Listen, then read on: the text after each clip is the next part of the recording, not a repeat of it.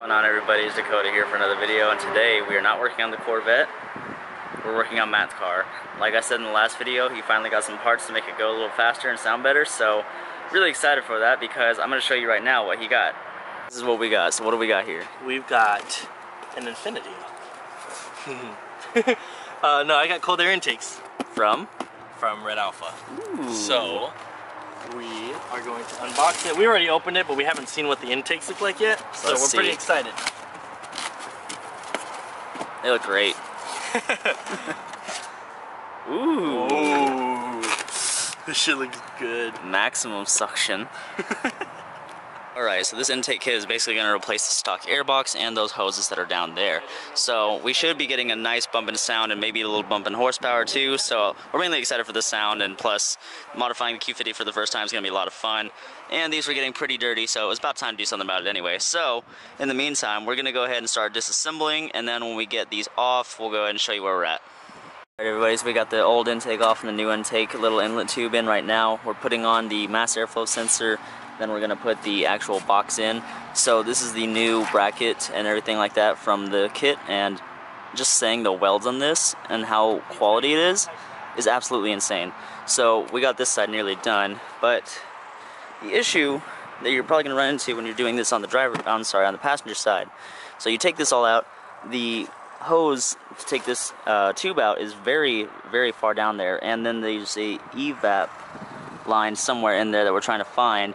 When we pull it out, we'll give you a better explanation, but we're going to put that side in so you can see, and then we're going to find that line and take it out over here. Alright, so we were able to get this complicated side off. So what you have to do is you have to reach really far in there. I'm not sure if you can see.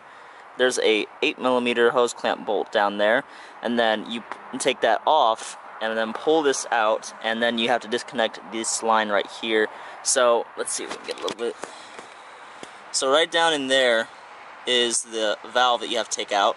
Very simple, just with a hose clamp. And then down a little bit further, you'll be able to see it with your reaching down there with your hand. So it's just a little bit of a pain to get to, but once you do, it's pretty easy to pull out and put it back in. So now that we have both the hoses there, I'm gonna put these on, and now we're gonna go ahead and get the air boxes installed. Two fucking bolts. And we lost 2 bolts. Okay, so upon further inspection, it turns out we didn't lose 2 bolts. It's just we kind of installed it wrong the first time, but now that we got it, so what you have to do is under here there's going to be a bolt that holds the bracket that's provided onto this filter cone. Another one that screws on to the mass airflow sensor itself. Then after you install this on the other side too, put the filter on. It's actually really cool. There's a hose clamp here, and then there's a hole provided to tighten down the hose clamp. So after you do that, as you can see over there, we have it done. You just put it on like that, and then we're gonna finish up with putting on the top splash guard, and it's pretty much done, and we're gonna do the first start soon. I'm really excited to see how it sounds, especially since it's a cold start.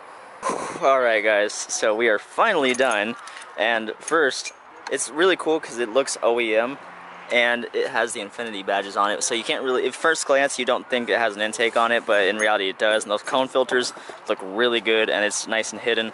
But I think it's time for the first start, so let's see how it sounds.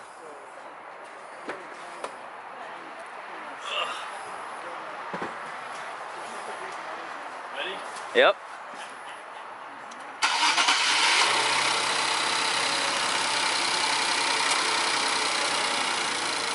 I'm not sure if you can hear it on the video, but it is a little bit louder.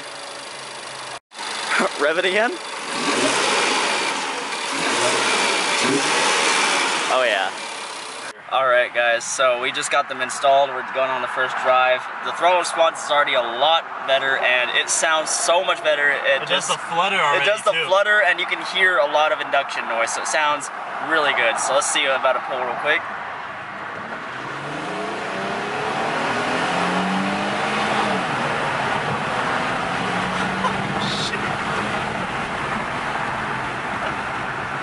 Well, what do you think? That was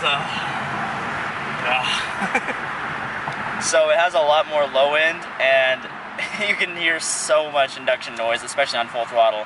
Another thing we noticed too is that it makes the exhaust sound a lot deeper as well. That induction noise. God. This is with the windows rolled up.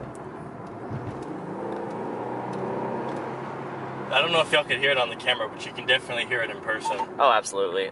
With the windows down, it's obviously a lot louder, but I mean, in the car, you could still hear quite a bit of induction noise, so that's really still a lot of fun too.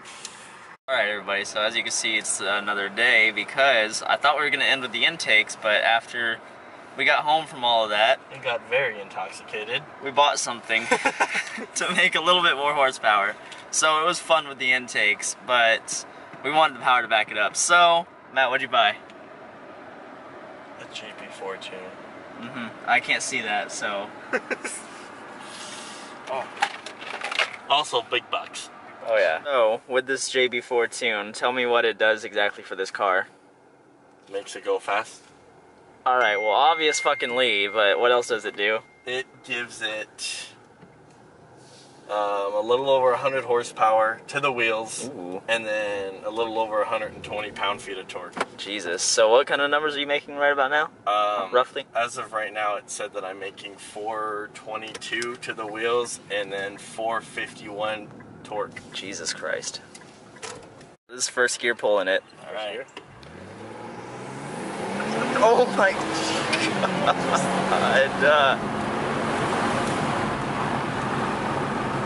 Yeah, it's a hell of a lot faster than stock.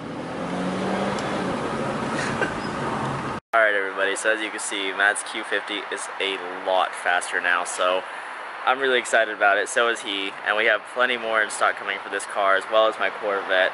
But before I go, one more thing I want to mention.